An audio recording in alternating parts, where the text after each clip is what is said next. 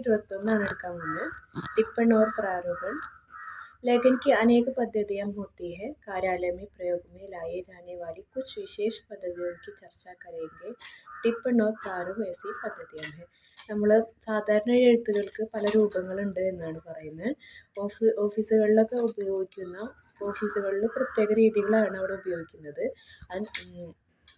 അതിൽ വരുന്നതാണ് टिप्पण और प्रारूपण എന്ന് പറയുന്നത്. टिप्पण और टिप्पणी में क्या अंतर है?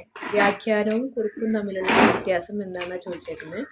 टिप्पण विशेष रूप से सरकारी कार्यालयों में अधिकारियों कर्मचारियों के आपस में अपनी बातों को संप्रेषित करने वाली प्रयोग में लाया जाता है.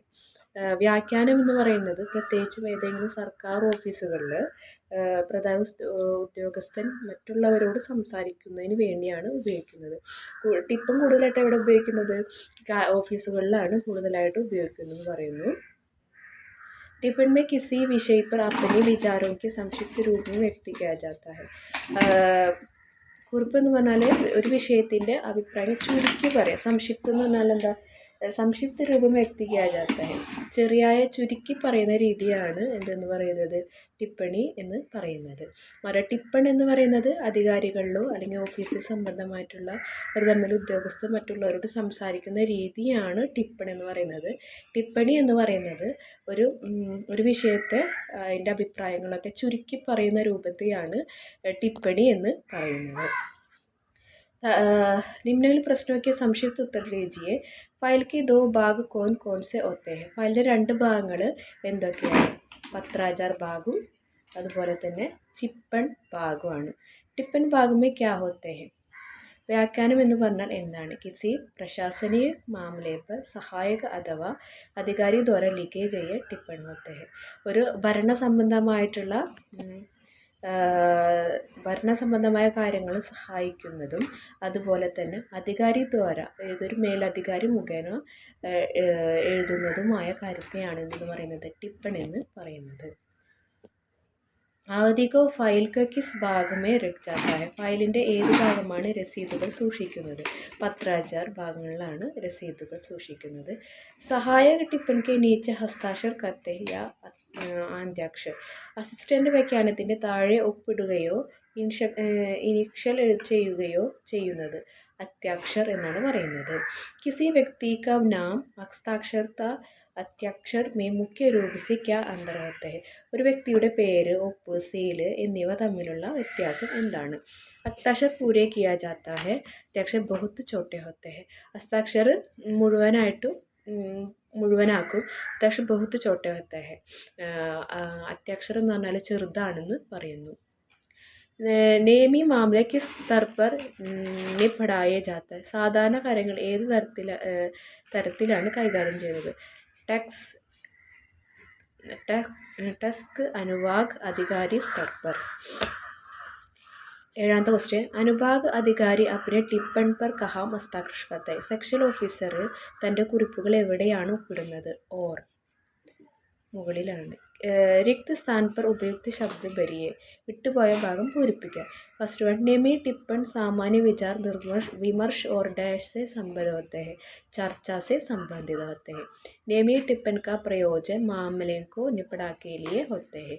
अंतर विभागीय टिप्पण को दो प्रकार होते हैं, सहायक टिप्पण और अधिकारी टिप्पण. अंतर्विभागीय टिप्पण का प्रयोग विभाग के डैश होते हैं, बाहर होते हैं. अंतराविभागीय टिप्पण किन किन स्तरों पर प्रयोग में लाए जाते हैं? ഏത് തലത്തിലാണ് ഓഫീസിനുള്ളിലെ ഇന്റർ ഡിപ്പാർട്ട്മെൻ്റൽ വ്യാഖ്യാനം ഉപയോഗിക്കുന്നത്? സഹായക് തഥാ അധികാരി സ്തർ. നിയമി टिप्पण लिखने के लिए कोई दो प्रयोजनों का उल्लेख कीजिए. വ്യാഖ്യാനം എഴുതുന്നതിൻ്റെ രണ്ട് പ്രയോജനങ്ങൾ എഴുതുക. सामान्य विचार विमर्श तथा चर्चाओं से संबंधित तथा दैनिक बातों के स्पष्टीकरण संबंधी. टिप्पण शुरुआत कौन करते हैं? വ്യാഖ്യാനം ആരാണ് ആരംഭിക്കുന്നത്? സഹായക്.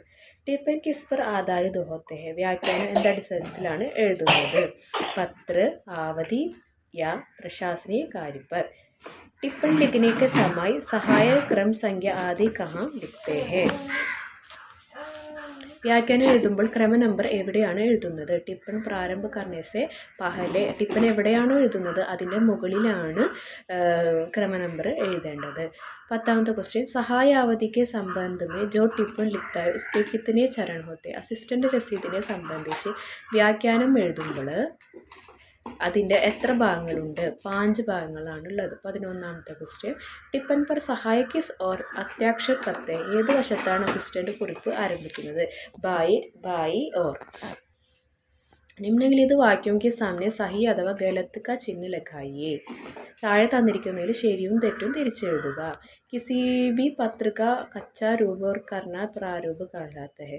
ഏതൊരു പത്രത്തെയാണ് നല്ല ശരിയായ രൂപം, പച്ചയായ രൂപം എന്ന് പറയുന്നതാണ് പ്രാരൂപൺ എന്ന് പറയുന്നത്. സഹിയാണോ ഗലത്താണോ? സഹിയാണ്. പ്രാരൂപ അധികാരിക്ക് അനുമോദിത് കർണ ആവശ്യക नहीं होता?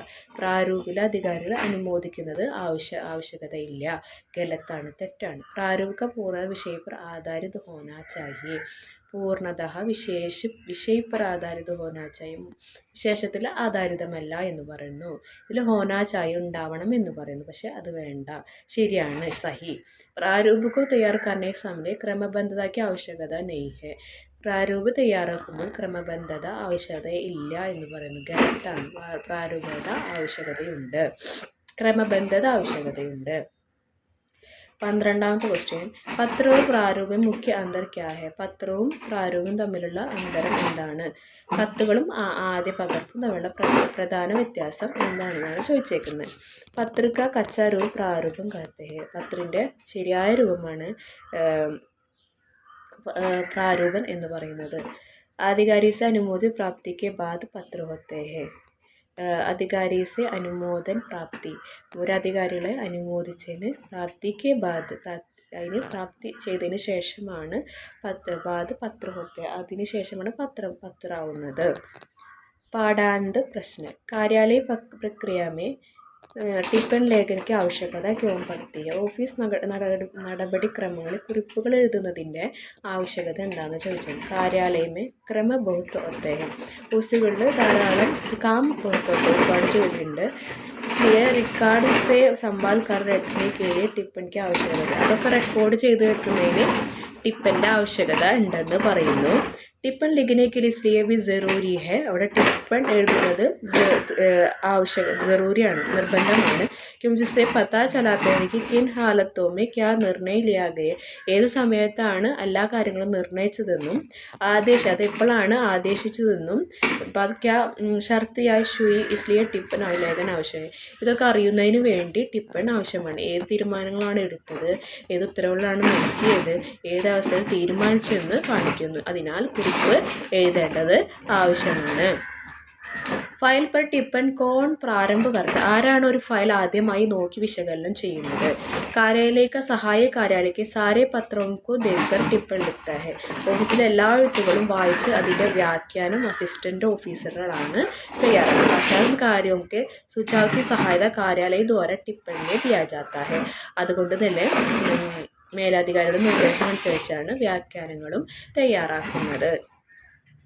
ടിപ്പൺ ഭാഗ് തഥാ പ്രതാജർ ഭാഗ് ക്യാ ഹോത്തെ ഹെ? വ്യാഖ്യാനങ്ങളും കത്തിടപാടുകളും തമ്മിൽ എന്താണ് വ്യത്യാസം? टिप्पण भाग को फाइल के बाएं ओर नकती करके रखा जाता है. 17,000 भाग फाइल के अंदर होता है. ഫയലിൻ്റെ വ്യാഖ്യാനം ഫയലിൻ്റെ ഇടത് ഭാഗത്തായി പിൻ ചെയ്ത് വെച്ചിരിക്കുകയും കത്തിടപാടുകൾ ഫയലിൻ്റെ ഉൾഭാഗത്ത് വയ്ക്കുകയും ചെയ്യുന്നു. मंत्रालय के उपसचिव का पत्र एक पत्र मिला है जिस कार्यालय के कर्मचारियों की कुल संख्या मांगी गई है. इसकी जानकारी देते हुए अपने उच्च अधिकारी को एक टिप्पण लिखिए. മന്ത്രിയുടെ സെക്രട്ടറിക്ക് ഒരു കത്ത് കിട്ടി, അതിനാൽ അവിടെ ജോലി ചെയ്യുന്നവരുടെ എണ്ണം ആവശ്യപ്പെടുകയും മേലധികാരിക്ക് ഒരു വിശദീകരണം തയ്യാറാക്കുകയും ചെയ്യുന്നു. അതിനെക്കുറിച്ചൊരു ടിപ്പണി എഴുതാനാണ് പറഞ്ഞിരിക്കുന്നത്. कार्यालय के कर्मचारियों की कुल संख्या मांगने पर उच्च अधिकारियों को टिप्पण. ഇത് ജോലിയുടെ എണ്ണം ആവശ്യപ്പെട്ടുകൊണ്ടുള്ള ഉയർന്ന അധികാരിയുടെ വ്യാഖ്യാനമാണ്. മുഖ്യ സചിവ് 1, അധീക്ഷക് 5, അനുഭാഗ് അധികാരി 6, ഉപനിദേശക് 2, നിപക് 14, ടാക് ഭോജൻവാല 3, ചതുർത്ഥ് ശ്രേണി കർമ്മചാരി 5. ഇങ്ങനെ തയ്യാറാക്കാനാണ്, ടിപ്പണി എഴുതാനാണ് പറഞ്ഞിരിക്കുന്നത്. അങ്ങനെ ടിപ്പണി എഴുതാൻ ആദരണീയ മാന്യവർ ഇസ് മന്ത്രാലയ്ക്ക് കുൽ 36 കർമ്മചാരി ഹെ. ഇതിൽ 36 ടോട്ടൽ 36 കർമ്മചാരികളാണ്, ജോലിക്കാരാണുള്ളത്. വിഭാഗമേ കുച്ച് ഓർ കർമ്മചാരിക്ക് ആവശ്യകത ഹെ. കുറച്ച് ആളുകൾ കൂടി ഇവിടെ ആവശ്യമുണ്ട്. ഇസ്കെ ലിയെ ആവശ്യക് കദം ഉടാനിക്ക് അനുരോധ് കിയാതെ, ആവശ്യമായ നടപടി സ്വീകരിക്കണമെന്ന് അപേക്ഷിക്കുന്നു. അപ്പോൾ ആദ്യം തന്നെ റൈറ്റ് സൈഡിൽ ഹസ്താക്ഷർ പേരെഴുതണം. ഓഫീസ് ക്ലർക്കാണ് ഇത് പുറത്ത് എഴുതുന്നത്, പുറത്ത് അയക്കുന്നത്. അതുകൊണ്ട് ഓഫീസ് ക്ലർക്ക് എന്ന് എഴുതണം. പ്രാരൂപൻ കിസേ കത്തെ ഹെ, इसकी प्रमुख 5 विशेषता उदाहरण सहित प्रस्तुत कीजिए. प्रारूपण എന്താണ്? प्रारूपण का तात्पर्य है किसी भी एक पत्र ऊपर का एक कच्चा रूप तैयार करना, अर्थात किसी कार्यालय में पत्र उत्तर देने के लिए जो कच्चा रूप तैयार किया जाता है उसे प्रारूपण कहता है. ऑफिस निर्देश प्रकार നമ്മളെന്താണ് ശരിയായ രൂപത്തെയാണ് നമ്മൾ പ്രാരൂപൺ എന്ന് പറയുന്നത്. ഇതിന് 5 വിശേഷതകളാണുള്ളത്. 5 विशेषता इस प्रकार है.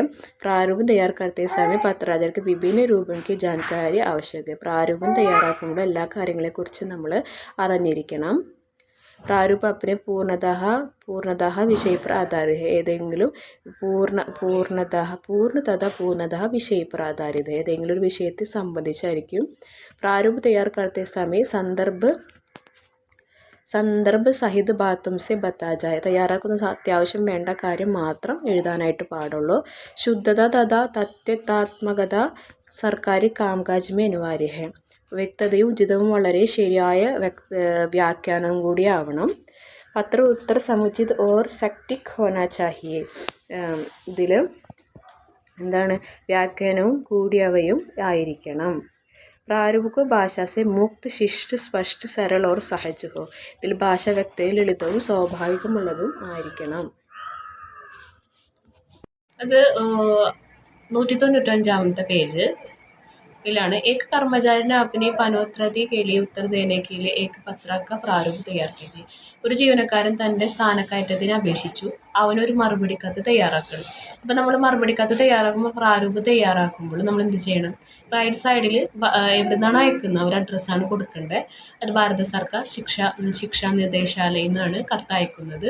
ആർക്കാണ് കത്തയക്കുന്നത്? നവീൻ കുമാർ, തൃതീയ ശ്രേണി ക്ലർക്ക്, DO ദഫ്തർ എന്ന് പറഞ്ഞിട്ട് അയക്കുന്ന ആൾ അഡ്രസ്സ് കൊടുത്തു. പിന്നെ റൈറ്റ് സൈഡിൽ പ്രാരൂപമൊക്കെ ആകുമ്പോൾ റൈറ്റ് സൈഡിൽ വേണം ഏത് സ്ഥാനവും ഡേറ്റും എഴുതണം. വ്യത്യാസമുണ്ട്, അടിയിൽ വേണം എഴുതുന്നത്.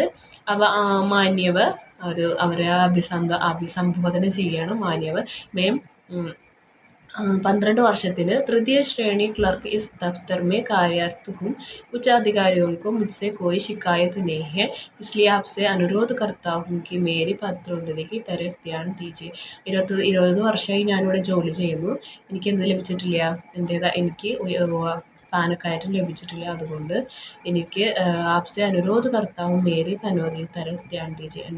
ഞാൻ അനുരോധിക്കുകയാണ് വെച്ചാൽ എൻ്റെ സ്ഥാനക്കയറ്റത്തിലൊരു ശ്രദ്ധ കൊടുക്കണം എന്ന് പറയുകയാണ്. റൈറ്റ് സൈഡിൽ ആർക്കാണ് ഭവതി അയാളെ പേരെഴുതാം. ഇതാണ് എന്തിൻ്റെ മോഡല്? പ്രാരൂപിൻ്റെ മോഡൽ.